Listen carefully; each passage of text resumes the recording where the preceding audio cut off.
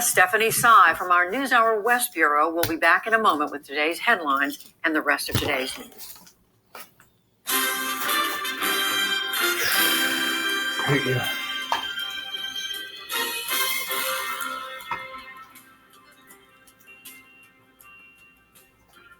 In the day's other news, the nation's leading infectious disease expert is urging schools to avoid a one-size-fits-all approach to reopening. Dr. Anthony Fauci said the hardest hit communities should start with remote learning, but most others should get kids into classrooms. He spoke during a virtual conference. We've got to realize there's got to be flexibility about where you are and how prepared you are to respond. To make a statement on one side versus the other, taking the country as a whole, won't work. We're so heterogeneous when it comes to the level of infection. Meanwhile, the University of Notre Dame suspended in-person classes for the next 2 weeks in a bid to stop an outbreak. The University of North Carolina made a similar decision on Monday. Soldiers in Mali have detained the president and prime minister in an apparent coup attempt. President Ibrahim Boubacar Keïta took power in the West African nation in 2013, but he has faced growing unrest over a long-running Islamist insurgency. In the capital, Bamako, armed men directed traffic today, and protesters cheered the soldiers. The U.S., UN, and a bloc of African nations condemned the coup. Authorities in Mauritius have arrested the captain of a Japanese ship that spilled more than 1,000 tons of oil off its coast. The ship struck a coral reef off the Indian Ocean island nation in late July before breaking in two. Cleanup is still ongoing amid fears of substantial damage to marine life. Local activists say recovery will take time.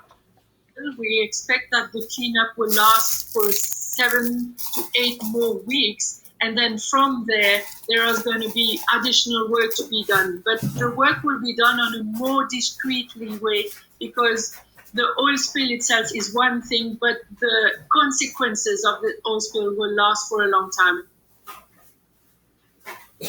The shipping company is investigating why the tanker was within a mile of shore when it should have been 10 miles out.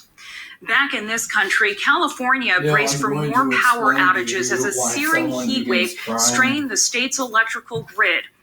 Utilities managed to avoid rolling blackouts on Monday as customers conserved power. But today, temperatures shot toward triple digits again in many parts of the state. And the cost of electricity hit records for the second straight day.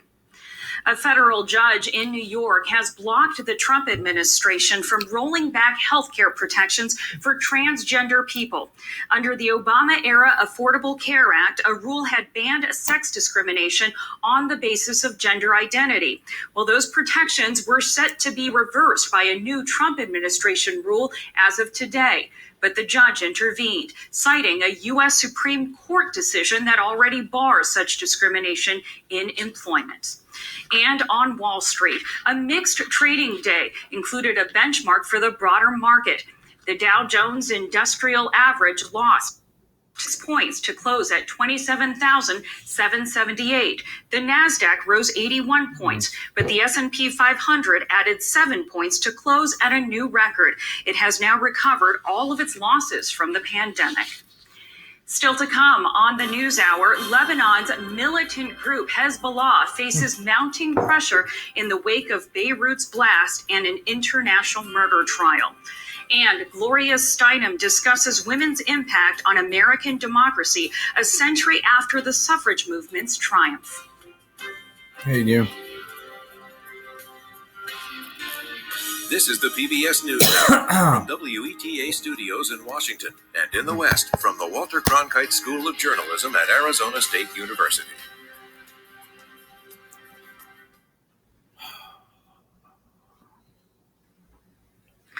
Two weeks after a giant explosion tore through Beirut, today a verdict in a trial over another deadly blast 15 years ago. A special international tribunal found a Hezbollah agent guilty of assassinating the former Lebanese Prime Minister Rafik Hariri.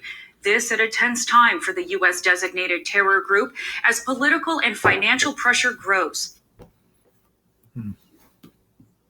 Special correspondent Jane Ferguson reports from Beirut.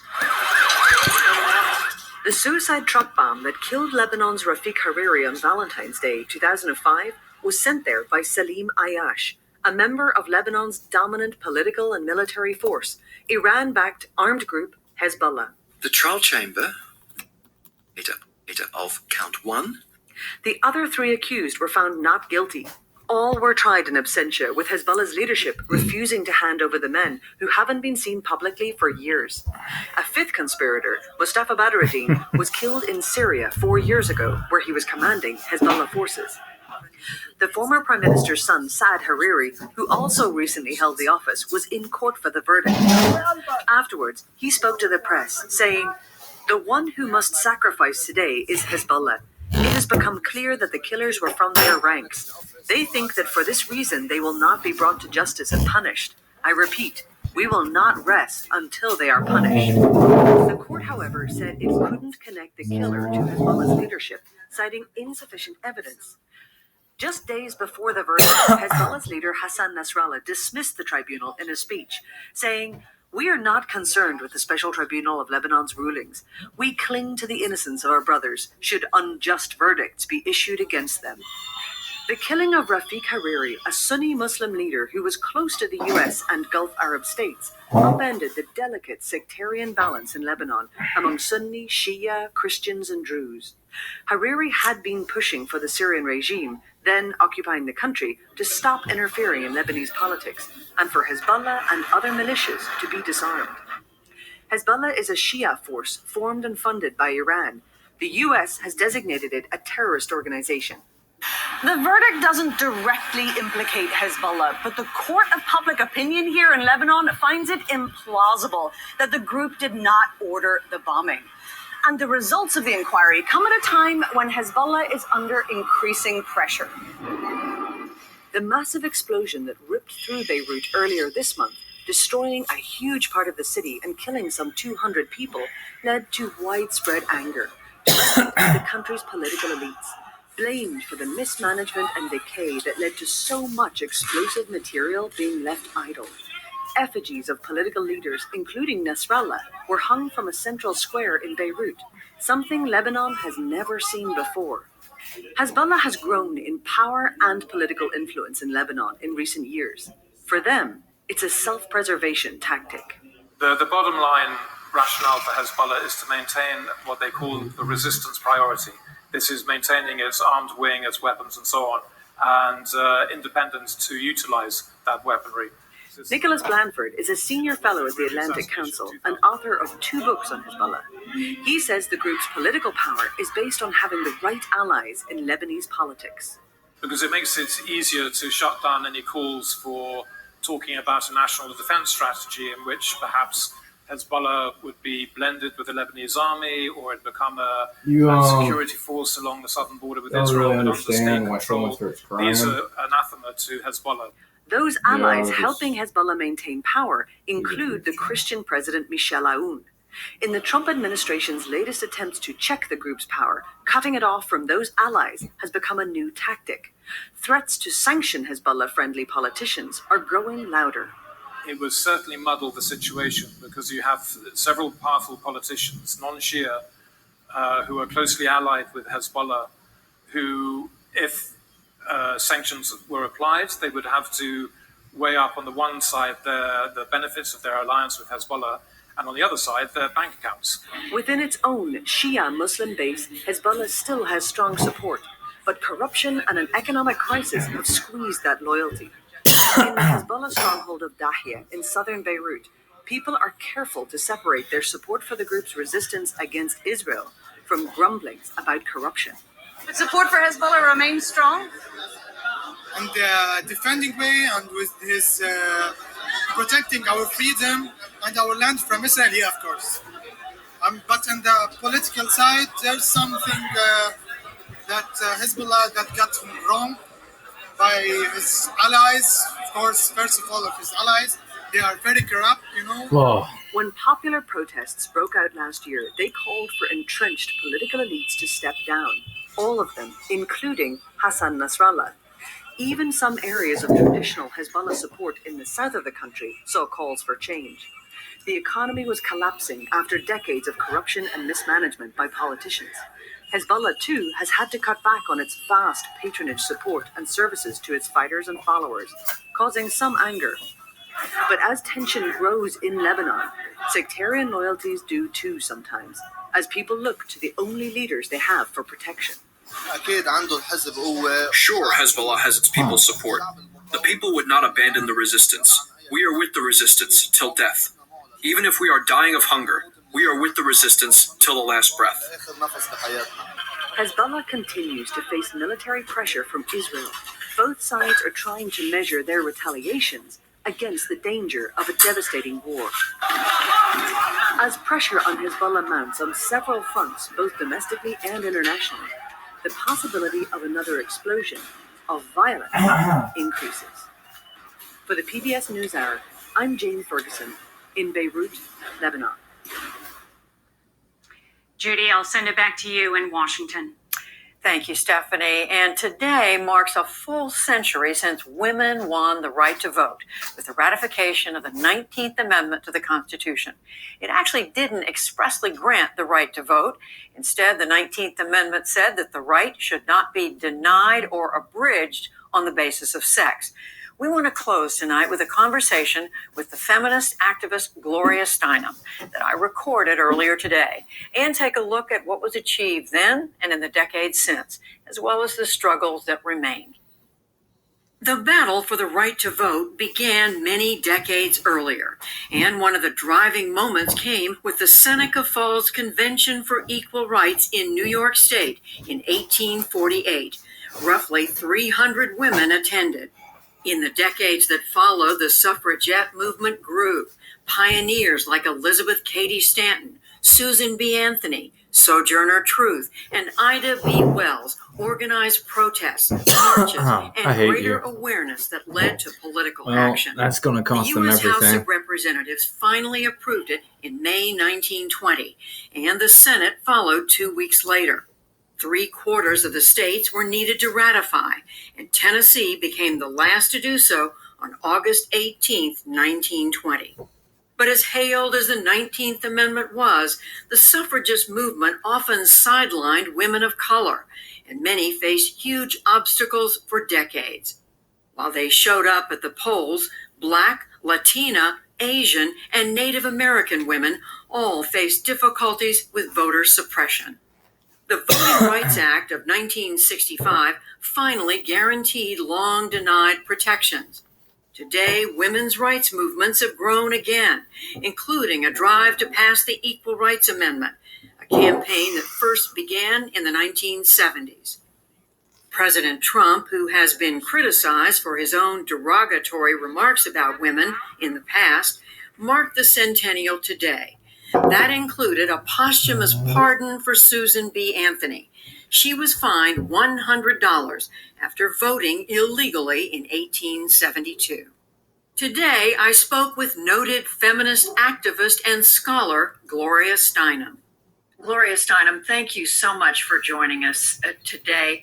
We're here to talk about the women's right to vote, but I think many Americans today take it for granted because more than half the electorate today is women, but the women who fought for that right to vote, it was a mighty struggle, wasn't it? Yes, it was huge, and it included people we don't hear about enough. I mean, it included Black suffragists, it included Native American suffragists. You know, I'm grateful to the New York Times because they're doing a good series about previously excluded figures that I recommend. Does that in any way take away from the legacy, do you think, of the 19th Amendment and the fight for women's right to vote for suffrage because of the fact that it didn't include all women? No, it did include all women, in fact, and now we're just learning the reporting of it. The historical reporting of it has been a problem. For instance, a decade before Seneca Falls, there was a convention in New York that was half black and white women, and that should have been counted as the beginning rather than Seneca Falls. So, you know, they're, in a way, there are two things, history and the past, and they are not the same. I know many women I talk to today say, well, yes, it was great that women won the right to vote, but look at the struggles that continued over equal pay, over the right not to be harassed and abused in the workplace, over you name it. Yes, no, we have the right to vote. We still don't fully have the right to our own bodies. We are still subject to bodily invasion at a rate far exceeding that of men. So it isn't. It came about first because it is, in a way, an imitative right. It is a right that men have. I think we have yet to understand the rights that the female half of the human race need as females. And the ability to elect women to public office where they can make a difference. I mean, we celebrate the progress that's been made, but women are so far behind. Whether you look at, clearly there have been advances, but whether you look at local, state offices, the national level, women are not there. No, we have a long way to go, but history is repeating itself in the sense that Black women are the single most important and influential group in the Democratic Party, just as women of color were more influential in getting the vote, if you see what I mean. So we can learn to be a little bit skeptical about the past from what we're seeing in the present. I want to circle back to what you said about women of color were included, even though most people don't realize that. How much, go ahead, what were you going to do? It wasn't as if women of color were included. That gives white women the power to include, if you see what I mean. It's that they were always more active, perhaps with the parallel in front of us between sex and race, but they were always present. Yet Seneca Falls, at which there was only one person of color, and it was a man, Frederick Douglass, is counted as the beginning of the movement rather than the 10 years earlier convention in New York, which was equally white and Black women. I want to ask about another aspect of all this, and that is when you talk to conservative women who are conservative politically, and they talk about the women's movement often as if it's something other, as if what they believe leaves them out of the movement. For example, you mentioned reproductive rights. Them are anti-abortion. How do you think about that? How do you think about the tent for women? Well, I think that we are guarding each other's rights. I mean, in guarding reproductive freedom or reproductive rights, I'm guarding my right to have an abortion, and I'm guarding her right not to, and not to be pressured into one. And it's on that basis that we can come together, and that we often have come together. Once it's understood as guarding their right not to, then it's unifying. Right now, today, the battle for the right to vote, the access to vote, how and whether votes are counted, front and center because President Trump has criticized mail-in voting. He is attacking the Postal Service. What is at stake in all this? Democracy. I mean, he is not the president by the popular vote. He lost by 3 million votes. He knows that. He knows that if we actually vote, he's out. So he is now trying to eliminate or reduce our opportunity to vote. And that is unacceptable. We used to say, go to vote. Now we say, fight to vote. Where do you see the women's movement going from here? Well, that's a huge, huge question. But I hope we are going into a world without adjectives.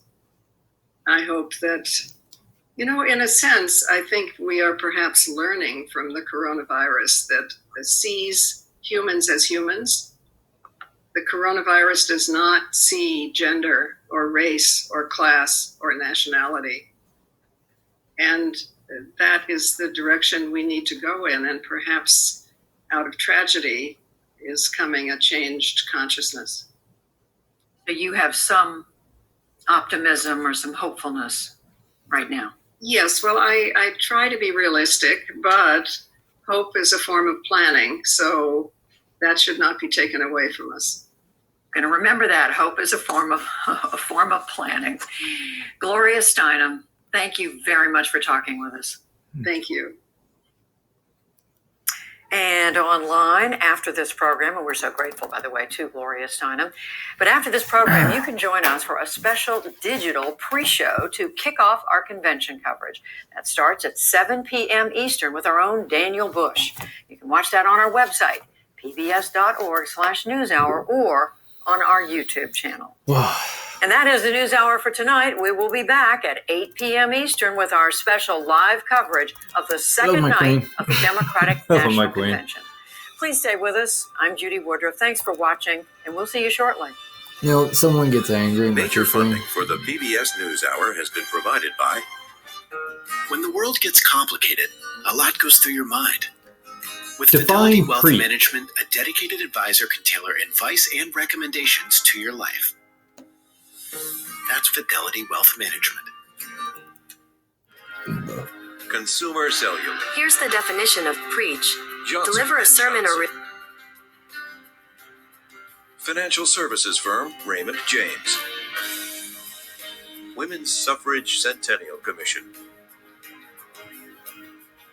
Carnegie Corporation of New York, supporting innovations in education, democratic engagement, and the advancement of international peace and security at carnegie.org. And with the ongoing support of these individuals and institutions.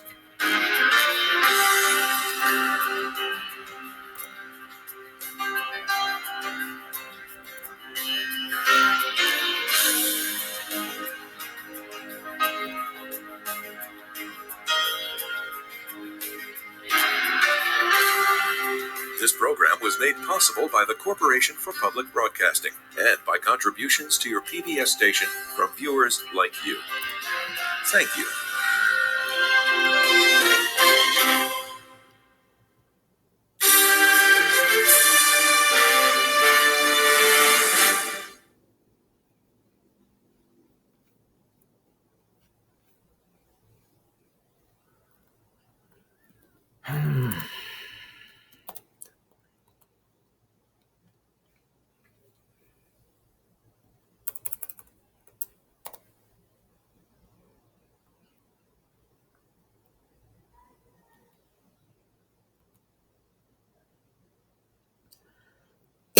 Teapot Queen.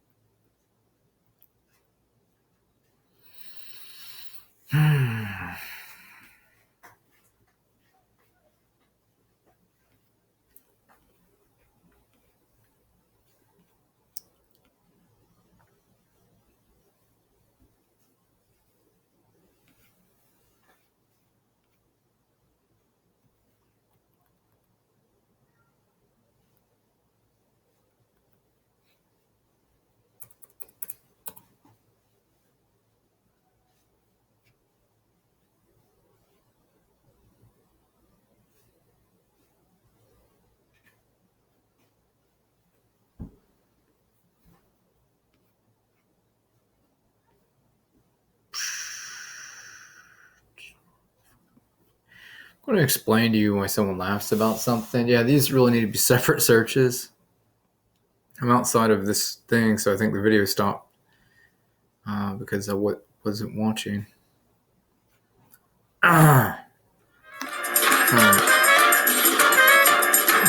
I'm going to stop this video.